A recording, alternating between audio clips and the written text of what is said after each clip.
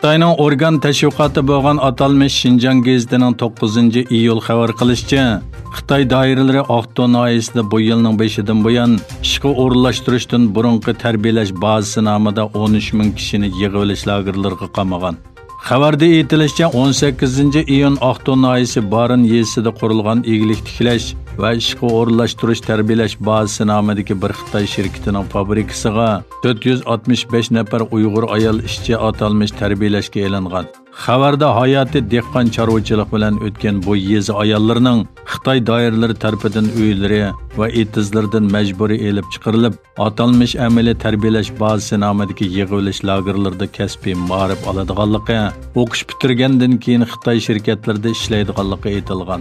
Aqto'naylik namratlarni yo'lash ishxonasining mudiri Wang Qingyongning aytishicha, Aqto'nayisida bu xil fabrikalardan 22 yerda bor bo'lib, bu yilning 5-dan buyon jami 13 ming kishi qabul qilingan. Avstraliya strategik siyosat instituti bu yil 3-oyda e'lon qilgan bir dokladda 2017-yildan 2019-yilgacha 10 minglagan Uyg'urlarning Xitoy miqyosidagi zavod va fabrikalarda majburiy emgak silinayotganligi o'tirg'i qo'yilgan.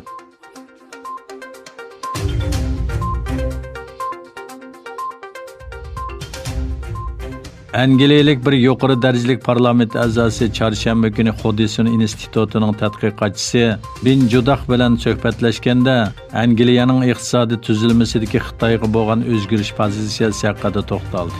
Konservativlar partiyasining sobiq rahbari, bosh ministr Boris Jonsonning yaqin ittifoqdoshi Ian Duncan Simsning qarashicha, Xitoyning yer shari demokratik tartibiga tahdidi jiddiy va ig'ir bo'lib, demokratiya bilan mustabid hokimiyat o'rtasidagi jangni aks ettirgan.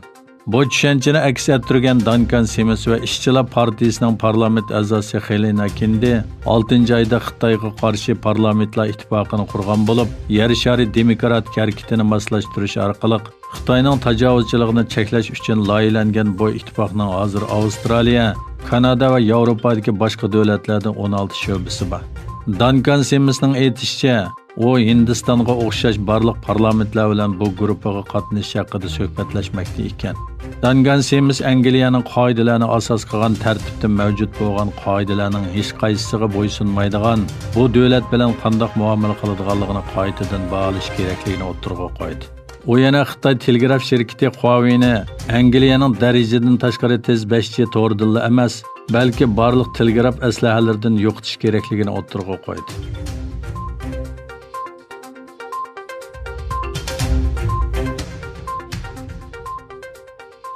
Ikki ming 16-yili Eron bilan Xitoy o'rtasida strategik hamkorlik kelishimi imzolandi. 2019-yili bu kelishimni texmo atrofli yangilash qaror qilindi.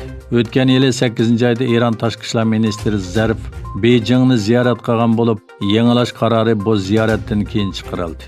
Matbuotlarda bu kelishimning Amerikaning embargosiga uchrayotgan Eronga 400 milliard dollar mablag' soladiganligi ko'rsatildi. Eron bo'lsa bu kelishimning texnik parlamentdan o'tmaganligini va suhbatning davomlashayotganligini e'lon qilgan edi. Yaqinda bu kelishim yana kun tartibga keltirildi.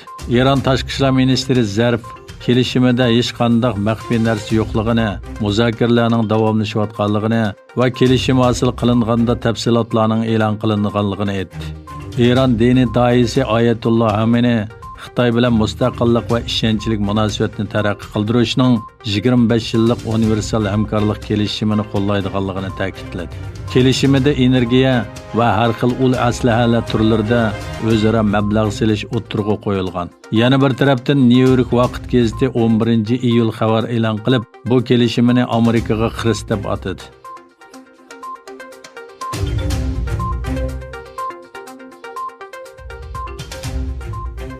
Xitoy virusi bilan yuqumlanuvchilar soni dunyo miqyosida shiddat bilan oshmoqda. Dunyo sog'liqni tashkiloti yakshanba kuni e'lon qilgan bayonotida o'tgan 24 soat ichida 230.370 yangi yuqumlanuvchilar xotirlanganligini bildirdi.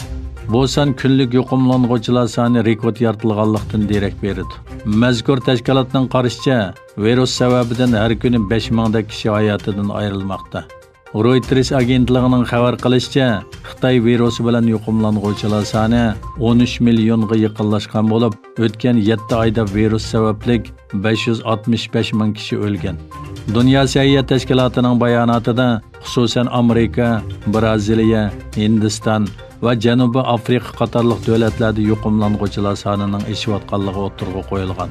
Braziliyada 45 ming, Hindistonda 25 ming yangi yuqumlanğuchi bayqalgan. Uningdan boshqa Rossiya, Portugaliya, Angliya va Ruminiyada nurg'un yangi yuqumlanğuchilar bayqalgan.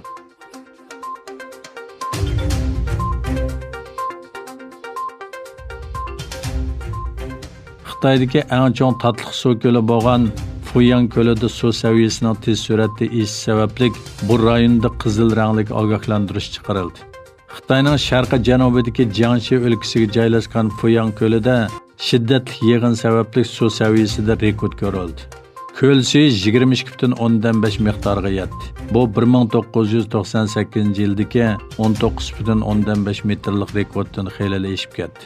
Xitoy Suv ishlari ministrligi 4-iyuldan e'tiboran Xitoy miqyosida 212 daryoga kelkundan ogohlantirish bergan bo'lib, 19 daryoda suv saviyasi normalning ustida turmoqda.